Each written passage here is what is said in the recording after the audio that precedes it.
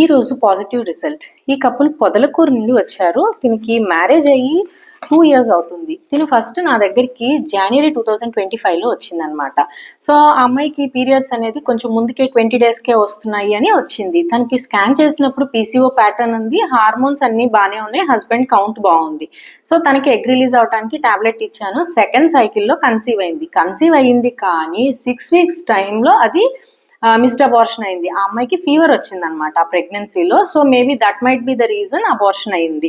ఒక 3 months gap తీసుకొని మళ్ళీ తను నా దగ్గరికి సెప్టెంబర్లో వచ్చింది. సెప్టెంబర్లో మళ్ళీ ఒకసారి స్టిమ్యులేట్ చేశాను. She did not conceive. October సైకిల్లో అమ్మాయి కన్సీవ్ అయ్యింది. ఇంట్లో యూరిన్ టెస్ట్ చేసుకుంది, పాజిటివ్ వచ్చింది, కానీ హాస్పిటల్కి రాలేదు. రీజన్ ఏం చెప్పిందంటే, 3వ నెల వచ్చిన తర్వాత కదా అసలు బాగుందో లేదో తెలిసేది, అందుకే నేను హాస్పిటల్కి రాలేదు అని చెప్పి ఈ రోజు స్కాన్కి వచ్చింది. ఈ రోజు చూస్తే తనకి మంచిగా 8 weeks 5 days pregnancy with good foetal heart rate. ఈ అమ్మాయి విషయంలో ముందు అబార్షన్ అయింది కాబట్టి 6 weeks అప్పుడు తను అనుకొని ఉండొచ్చు బాగా తెలుస్తుంది 3వ నెల వచ్చాక వెళ్తే అని.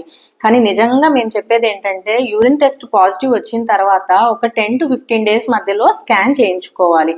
ఎందుకంటే ఈ ప్రెగ్నెన్సీ అనేది గర్భసంచిలో వచ్చిందా ట్యూబ్లో వచ్చిందా అనేది చూసుకోవటానికి.